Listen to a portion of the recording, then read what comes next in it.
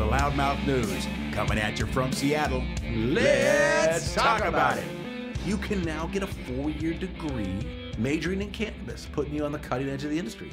How about that? Yeah. What university? Is that like in Middle America, or is that like Michigan, or where's that university at? We did talk about this. We talked about it. It's being offered at Northern Michigan Northern University. Michigan, absolutely right. You can get a What are the requirements? Is that you don't smoke, like don't get high on your own thesis? The program, it's called Medicinal Plant Chemistry. So it's actually like a chemistry botanist type That's absolutely program. serious, right? Botanist program. At a legit university. Right. It's the first program to offer a 4-year undergraduate degree, not just classes in it, not just emphasis on it, but an actual degree, an undergraduate degree focusing on marijuana, according to Brandon Canfield, who's the associate professor of chemistry who started the program. So, does it sound tempting? Ivy League atmosphere? A place where you can really grow academically? I like him. Hey, Brandon, can we call you Brandon? We'll just be on a first-name basis with Brandon. You know, that's one of the guys you perhaps need to get in the studio and sit him down and Q&A this guy, because that's brilliant. So Alex Roth says, when my friends hear what my major is, there's a lot of people who laugh and say, wow, cool, dude. You're going to get a degree in growing marijuana, Roth told the Washington Post. But it's way more than that. We know better than that, right? No, he's like, it's not an easy degree at all. And you would think that they would have the criteria for this even beyond reproach. Like if it took an amount to get a degree in horticulture to grow orchids, you probably have to know all of that and then significantly more to get this degree. They're not going to make it an easy degree to get. It's going to be very prestigious and I mean, it sounds laughable. It sounds like cheap. something you can go like, these guys are crazy. Just another way for universities to make money. Oh, I like money. This sounds absolutely for real. 29 states, including Michigan, have legalized medical marijuana. Yes. 8 states in the District of Columbia purposes have legalized small amounts of marijuana for adult use. And Forbes projects the sale of recreational marijuana to jump to $11.2 billion. Okay, so the historical stigma associated with cannabis is quickly vanishing, says the school's website. And although there is a surge in business related to the marijuana economy, there's a major gap in educational opportunities available to prepare people for the field. I agree. All of a sudden, you've got all this stuff happening. No one really knows what's going on, and there's no real place they can go learn the basics either. Cannabis 101. Where do they get the research from? We're saying this is slowly but surely going away, the stigma surrounding marijuana. Remember Pew? We did a segment on the Pew people that do, they call people up and do these research projects. That was Pew. It was Pew. I can smell you. And you asked me what Pew was, and, I didn't know, but my first thought was people enjoying weed. Yeah. Totally out of line and off base, but it was funny at the time, and it's still funny. It still stunk. And that was even funnier. Well, evidently they're receiving all kinds of calls and emails expressing interest in the program, from retirees all the way down to your traditional first-time freshmen. Can you imagine your kid comes to you and he's, Dad, I want to go to Northern Michigan University, and you're like, Dad's going to be spending money on this kid's tuition, so he needs to know what one of his majors or the major. Always told me to find what I really I'm going to major in cannabis. A major buzz. One required course, appropriately titled Chemistry 420. Oh, okay. I see what you did there. Is an advanced analytical course where students study various classes of bioactive compounds and their plant origins and metabolite chemistry. Yeah. It says here. Metabolite. Well, that makes this course very serious. You got an undergraduate degree coming. I can't even pronounce it, and we're Loudmouth News. Metabolite? That sounds like consult your doctor before taking metabolite. Changes in behavior, thoughts of suicide, an increased risk of death or stroke, high fever, stiff muscles and confusion, uncontrollable muscle movements, decreases in white blood cells, dizziness upon standing, seizures, trouble swallowing, and impaired judgment or motor skills. It does. Would you like to eat 4 pizzas and not gain any weight? Yeah. Yeah. Metabolite. You're getting a kick out of this story. I'm liking it. You know, you're smiling. This is interesting, but you know what? It is very serious. You're going to get a degree. They're going to cover everything there is to about marijuana. Got a product time. Ding ding. It's product time on Loudmouth News. It's product time. So what do you have for us now? Smoke Buddy air filter. What? Stop. Smoke Buddy air filter. Okay, don't tell me anything about Smoke Buddy air filter. I'm assuming, hey, I can smoke weed in front of all these people and they wouldn't know because I have a Smoke Buddy air filter. No, it's very selfish. It's keep your smoke to yourself. Puff, puff, give. That is selfish. You blow smoke in and clean air comes out. Is that one of those products where, wait, there's more. If you order now, we'll send you a second smoke buddy. It's compact. It's convenient. Just pay a small price. Shipping and handling not included. High quality, long lasting, removes smoke, eliminates odors. Travel caps included. No, it reduces secondhand smoke. That's really what it is. Right. What do you got now? What's going on here? Let's get back to being funny. Opioid Commission members pessimistic that Trump Congress will act. As early as this week, President Donald Trump is set to declare the opioid crisis a national emergency.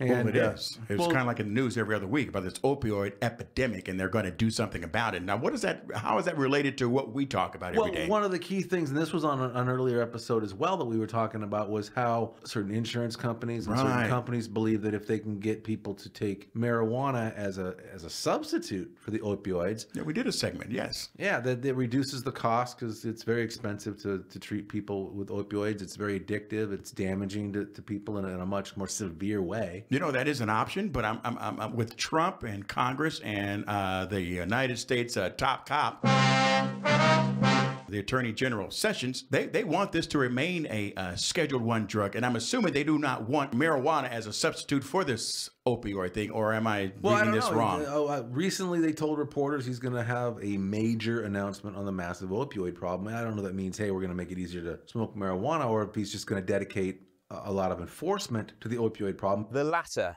is so much more traditional. Either way, it's good for the marijuana industry. It is good for the marijuana, and it's good for the people who are hooked on these opioids. What's the name of the drug that they give people who are hooked on heroin? Methadone. So with this opioid crisis, they're saying that marijuana, they get hooked on, and then they get hooked on methadone. They do. Wow. Now they're saying that the marijuana possibly, maybe, perhaps, could be part of the solution? Sometimes that great concept can disappear altogether under a garbage pile of... Several conversations about it, not necessarily with the Trump administration. That's where I'm going with that. I'm thinking, well, who's having these conversations? What do you got going here? As Trump looks to appeal and replace Obamacare, as it's known, or the Health Care Act, his declaration that opioids are a national emergency may cause him a lot of problems in being able to do that, simply because they're big business. Hey there, boys and girls, I got many of drugs for you. Lots of drugs for you.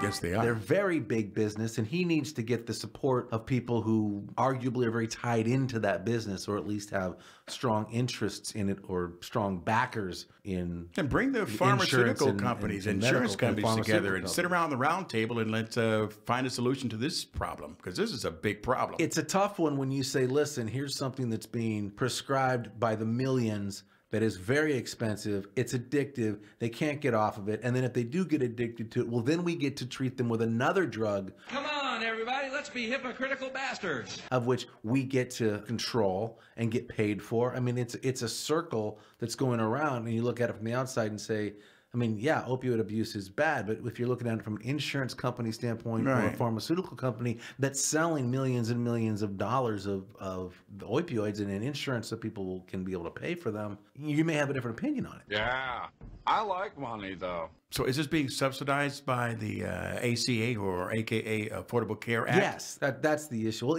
so those people who can't afford insurance, but they can afford insurance that has government subsidies, and one of the government subsidies would be their prescription drugs. Am I correct? Absolutely correct. That's a problem. You know, I would think that people that have serious opioid issues may be more likely to not be able to pay for them on their own, and maybe, dragging the system down even more so than Are they talking otherwise. about just cold turkey, just cut them off from this? No. They say there's a problem. There's an epidemic. We got to look at it. We got to do something about it. That's all they're saying. Well, let them do something about it, because that would be a loudmouth news related story, because cannabis is involved, and if they're looking at cannabis, perhaps they're looking at other means of getting them off of opioids. And the only way to do that is to take the customers away from the product. Say no to drugs and say yes to life. We're gonna get kicked off the air for this one. Oh, good. I like it. Women always have things that they don't like the way that you do, right? I mean, as men, we know that. Yes. In addition to everything else that men do not know properly how to do. That's everything. These are 5 things women do not want you to do when you're with them around weed. Ready? Number 5. Don't show us where the choke is. We know where the choke is. What's a choke? They're talking about the carb, the little hole that's covered up when you remove your finger, then the air flows through it. You know, if she's sitting around in a group with us, I would do very bad. Because I would not only show her where the choke was, but I would tell her that's not what it's called. Oh, no, you didn't. Number 4. Don't warn us about hitting a blunt or explain how it's different from smoking a bowl. Really? I guess they say, unless we're totally new to the game, in which case you're doing a good job prepping us. We've probably tried the whole gamut of smoking methods. Oh, no, you didn't. Number 3, don't think that size means anything. What? Oh, don't think that size means anything about how much we can smoke. Oh, so if they're little, don't go, hey, you should be kind of careful here, honey, because you're a tiny little thing, and this is some... my goodness. Oh, no, you didn't. Go to number 2. Stop lighting the joint for us. Really? I'm just trying to be courteous. I'm trying to speed up the process here. Oh, no, you didn't! So number 1, I guess, sums it all up. It's to our point. It says, don't presume we don't know anything about weed. Case closed. So guys, if you're out there listening, and if you're listening to me, you are, don't assume that these women don't know what's going on. Perhaps they know a little more than you do. That could be. That could be. You could listen and you could learn. But if you do these top 5, let's go with the top 5 things. If you do these top 5 things, I can guarantee you're going to get in major league trouble. Yeah, so don't do them. This has been a Loudmouth News Break. If you want to hear everything going on in the cannabis industry, then turn into loudmouthnews.com. Let's talk about it.